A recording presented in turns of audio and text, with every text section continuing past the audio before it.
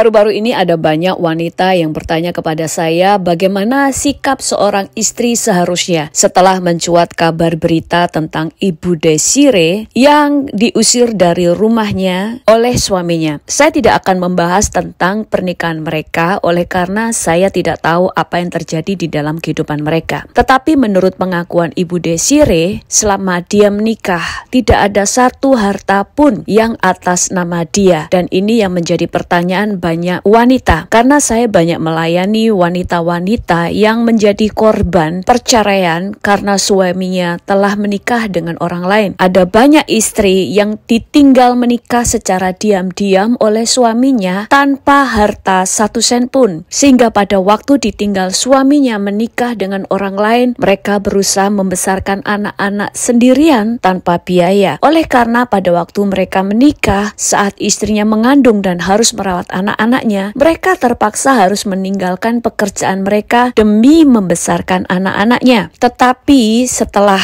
mereka hidup berkecukupan, suaminya meninggalkan istrinya begitu saja tanpa harta 1 sen pun. Bahkan ada seorang ibu yang mengaku mengetahui kalau suaminya sudah menikah diam-diam, tetapi istrinya ini pura-pura tidak tahu demi anak-anaknya, supaya anak-anaknya masih punya alasan untuk meminta ayahnya biaya sekolah dan sebagainya. Karena ibu ini juga mengaku bahwa tidak ada harta atas nama istrinya, sehingga pada waktu suaminya meninggalkan dia benar-benar tidak punya apa-apa. Dan mereka mengaku kalau mereka harus meminta tanggung jawab suami untuk membiayai anak-anaknya atau meminta harta gono gini untuk membayar biaya pengacara pun sangat mahal di Indonesia, sehingga banyak wanita-wanita di Indonesia yang dirugikan. Nah, apa yang harus dilakukan sebenarnya sebagai seorang wanita supaya tidak banyak wanita yang menjadi korban? Nah, yang kita harus tahu adalah di dalam pernikahan harus didasari oleh 2 hati yang saling mencintai, yaitu 1 perempuan dan 1 laki-laki yang bersatu karena cinta. Firman Tuhan berkata, setelah mereka menikah, mereka menjadi 1 daging. Di dalam Kejadian 2 ayat 24 berkata, sebab itu seorang laki-laki akan meninggalkan ayahnya dan ibunya dan bersatu dengan istrinya, sehingga keduanya menjadi 1 daging. Kemudian diulang lagi di dalam firman Tuhan di dalam Matius 19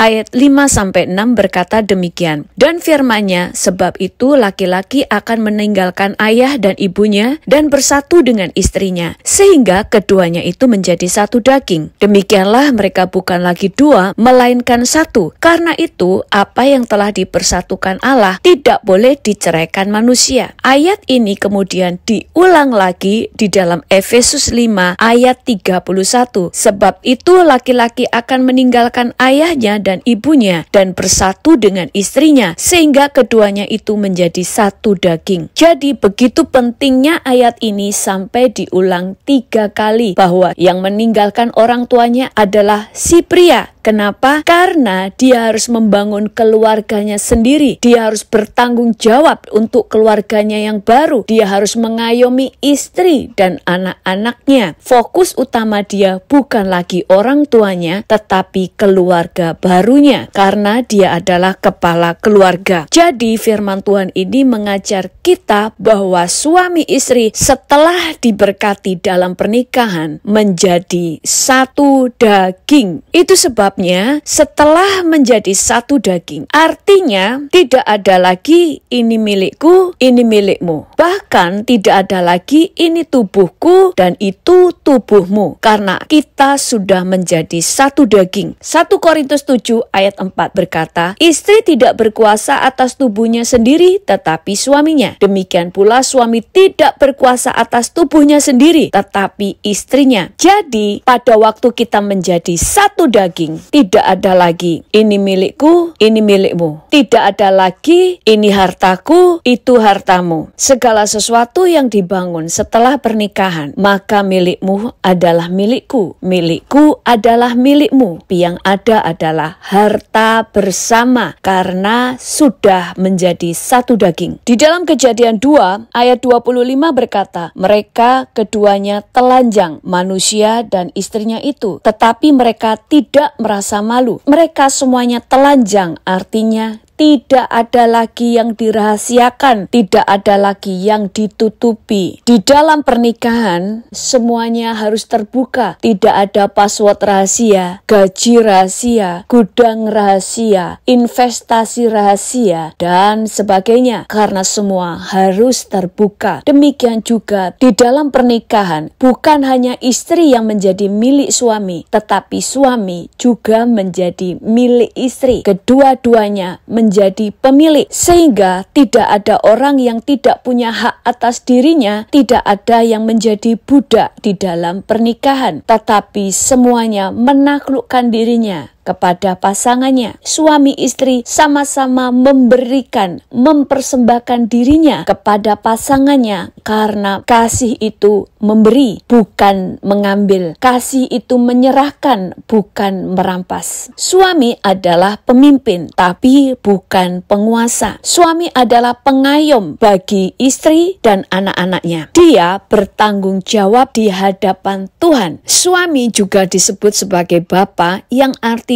adalah sumber. Dia punya kewajiban mencukupkan kebutuhan istri dan anak-anaknya. Istri adalah seorang penolong, tetapi tidak pernah Alkitab berkata istri adalah pembantu suami, tetapi istri adalah penolong suami. Penolong adalah membuat pekerjaan suami menjadi lebih ringan karena ada yang menolong. Seorang susiman membutuhkan susi helper, tetapi yang bekerja yang utama adalah susiman, karena susi helper hanya bertugas membantu, hanya bertugas menolong atau membantu supaya pekerjaan dia lebih cepat dan lebih mudah. Kalau saya mengangkat meja, saya butuh penolong untuk sama-sama mengangkat meja. Tetapi seorang pembantu, pada waktu saya butuh mengangkat meja, pembantu itu akan mengangkat meja untuk saya dan saya duduk-duduk saja. Penolong, dia adalah partner. Seorang pembantu posisinya ada di bawah suami, tetapi seorang penolong, mereka ada di dalam posisi yang sama. Suami dan istri adalah pasangan partner, bukan tuan dan pembantu. Istri harus tunduk kepada suami, bukan karena istri lebih rendah daripada suami, tetapi karena suami yang bertanggung jawab sebagai nahkoda di hadapan Tuhan. Sehingga istri harus tunduk kepada suami supaya bahtera rumah tangga bisa berjalan, karena nahkoda harus hanya satu. Sehingga bahtera rumah tangga bisa berjalan dalam satu tujuan yang sama. Istri menolong, mensupport dan mendukung apa yang suami lakukan. Istri menolong untuk mengingatkan arah dan tujuan yang sedang mereka mau capai. Di dalam 1 Petrus 3 ayat 7 berkata, demikian juga kamu hai suami-suami, hiduplah bijaksana dengan istrimu sebagai kaum yang lebih lemah. Hormatilah mereka sebagai teman pewaris dari kasih karunia, yaitu kehidupan, supaya doamu jangan terhalang. Firman ini berkata bahwa istri adalah teman pewaris. Sebagai teman berarti mereka equal atau sejajar. Istri tidak lebih rendah dari suami. Bahkan istri memegang kunci apakah doa suaminya akan dijawab Tuhan atau tidak. Pemegang kuncinya adalah istri. Di sini dikatakan kepada suami, hormatilah mereka, yaitu suami-suami harus menghormati istri-istri mereka sebagai teman pewaris dari kasih karunia, yaitu kehidupan, supaya doamu jangan terhalang. Kenapa istri-istri yang memegang kunci apakah doa suami terjawab atau tidak? Karena Tuhan melindungi istri-istri karena mereka adalah kaum yang lebih lemah. Tuhan membuat hukum ini untuk memastikan bahwa suami-suami akan berlaku bijaksana dan menghormati istrinya. Bukan hanya istri yang Tuhan tuntut untuk menghormati suami, tetapi suami juga harus menghormati istri. Karena suami istri sudah menjadi satu daging, maka semua harta dan segala aset adalah milik bersama, sehingga harus atas nama suami dan istri. Di dalam pernikahan harus ada kasih, tetapi bukan berarti tidak bijaksana. Kalau semua aset harus atas nama berdua, bukan karena curiga, bukan karena tidak mengasihi, atau bukan karena tidak percaya, tetapi justru karena di dalam pernikahan ini kita saling mengasihi, saling percaya, saling menghormati, maka kita membuat semua harta dan aset kita atas nama berdua. Harta dan aset atas nama suami istri adalah tanda. Yang pertama, tanda mengasihi dan tanda kesatuan, kekompakan bahwa kamu dan saya punya hak yang sama. Karena aku mengasihi kamulah, maka semuanya atas nama berdua. Karena aku menghormati bulah, maka semua menjadi atas nama berdua. Kedua, alasan kenapa aset dan harta harus atas nama berdua adalah untuk saling menjaga. Justru untuk menjaga kepercayaan pasangannya. Pernah ada pernikahan yang goncang, mereka terlilit hutang karena semua harta adalah atas nama suaminya, dan ternyata suaminya ini doyan hutang, sehingga dengan diam-diam surat tanah, surat kendaraan semua digadaikan, sehingga pada waktu jatuh tempo tidak bisa membayar. Rumah mereka disita oleh bank dan kendaraan mereka disita oleh pegadaian. Kenapa suaminya bisa menggandakan semua surat-surat berharga milik keluarga? Karena hanya atas nama satu orang. Bahkan suaminya menggadaikan uang depositonya karena semua atas nama suaminya. Demikian juga kalau semua atas nama istrinya. Di dalam pernikahan, cinta bukan berarti buta. Jangan kita berpikir karena saya mencintai dia, saya percaya 100% kepada dia, dan saya percaya kepada Tuhan, maka semua surat atas nama pasangan saya. Walaupun karena didasari oleh karena percaya dan ketulusan dan percaya kepada Tuhan, tindakan ini salah. Justru karena suami mengasihi istrinya tanpa diminta, dia harus melibatkan istri dalam segala hal. Demikian juga dengan istri. Ingat, kita tidak menikah dengan malaikat. Malaikat saja yang bisa melihat Tuhan 24